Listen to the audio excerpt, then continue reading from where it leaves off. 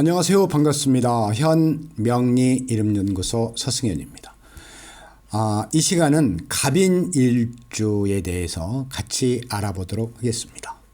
천간은 갑목, 지지는 임목의 만남입니다. 갑은 목의 기운이고 인도 목의 기운입니다. 갑목은 양의 기운이고 인목도 양의 기운입니다. 그래서 갑인일주로만 보면 기운이 강합니다. 갑인일주가 남자라면 남자 중에 남자, 갑인일주가 여자라면 음인의 양인, 즉 남성의 성분이 많은 일주라고 봐도 좋습니다. 자, 갑인일주 출발합니다. 갑인일주를 오행으로 분석해보면 목화토금수의 목의 두 가지의 기운이 함께 하고 있습니다. 갑인일주는 천간은 갑목이며 지지는 임목입니다. 갑목은 초봄의 기운으로 새싹이 나오고 만물이 깨어나는 시기입니다. 임목은 역동적인 힘과 추진력, 돌파력이 강한 기운입니다. 주관과 자존심이 강하며 명예지향적입니다. 따라서 갑인일주는 만물의 소생과 함께 솟구치는 기운입니다. 아래로 내려가는 기운이 일도 없습니다. 오직 솟구치는 기운이 갑인일주를 오행으로 분석하는 풀이입니다. 자, 갑인일주를 물상으로 표현해보면 큰 숲속의 큰 나무, 또 나무와 나무숲의 호랑이로 표현할 수 있습니다.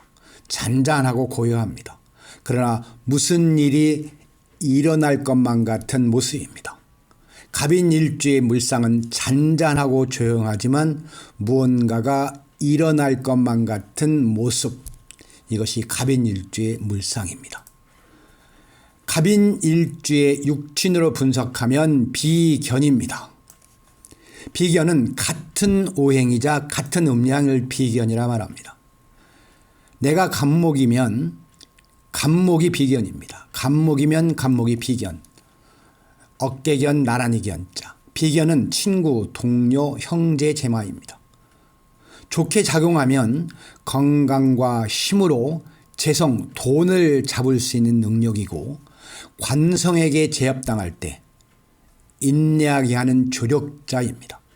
사주에 비견이나 겁재가 하나쯤 있어야 재성운에 돈을 벌 수 있고 관성운에 승진할 수 있습니다.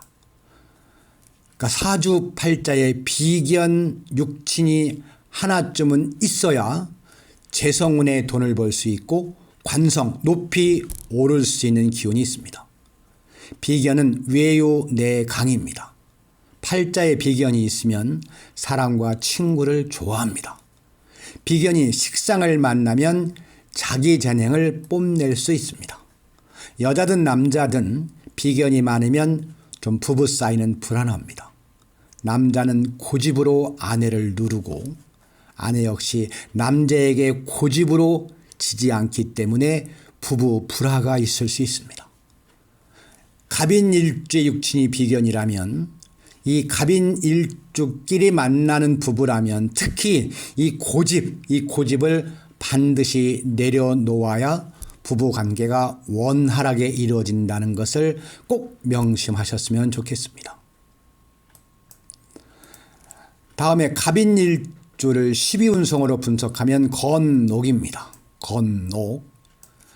갑인은 12운성으로는 건록에 해당합니다. 건록은 세상의 모든 풍파를 견디고 세상을 향해 우뚝 서게 하는 장년의 왕성한 힘입니다. 이 사회생활의 이 중추에 위치하고 크게 권위를 떨치며 성공하는 힘이며 길조가 많은 힘이긴 합니다. 그러나 다른 사람의 의견을 잘 듣지 않고 왕성한 힘 때문에 자기 자신을 해치는 경우가 많습니다. 잘하면 본전, 못하면 망신을 당할 수 있으니 이 건록을 망신살로 이해할 수 있습니다. 매사에 신중한 처리가 필요한 12운성이 건록입니다. 자, 갑인일주의 12운성이 건록이라면 갑인일주의 분들은 매사에 신중한 일처리가 필요하다고 권면드립니다.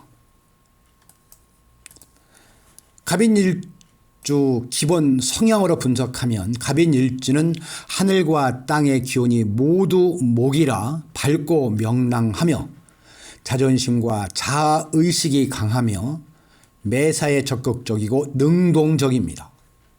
또한 건록의 막강한 기운으로 남의 도움 없이 자기 혼자 힘으로 일궈내는 힘이 강합니다.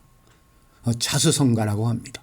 남의 도움 없이 자기 혼자 힘으로 일궈내는 힘이 강한 일주의 기본 성향을 두었기 때문에 갑인 일주분들은 누구 도움 없이 혼자서 세상을 개척하는 힘이 탁월하기 때문에 세상 살기에는 그닥 무리는 없습니다.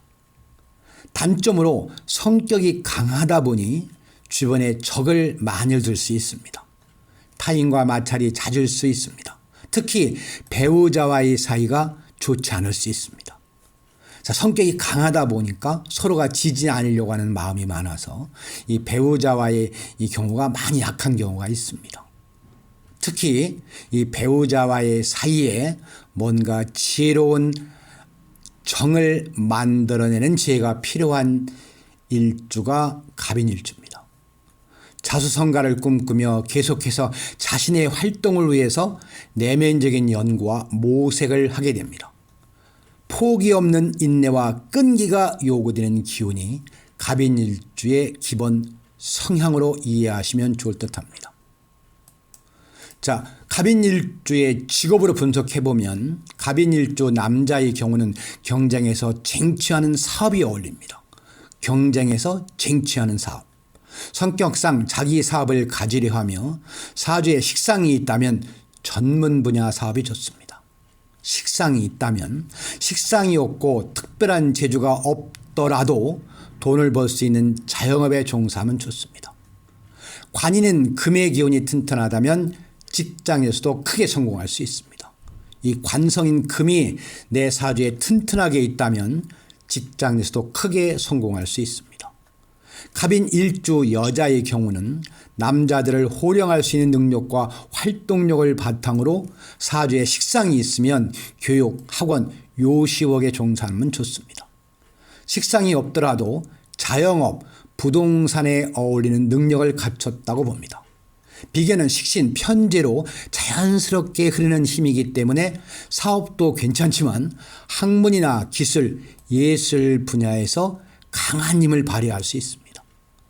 목, 특유의 탐구심, 학구파, 호기심, 인문학적 기운이 강하기 때문에 머리 회전이 빠르고 이벤트와 기획에 대한 능력을 발휘할 수 있습니다. 갑인일주는 머리로 하는 일이 참 좋은 직업일 수도 있습니다. 갑인일주 남녀에 대해서 해석해보면 갑인일주 남녀 모두 건록의 성격으로 자신의 의견을 고집하기 때문에 배우자와의 마찰이 많습니다.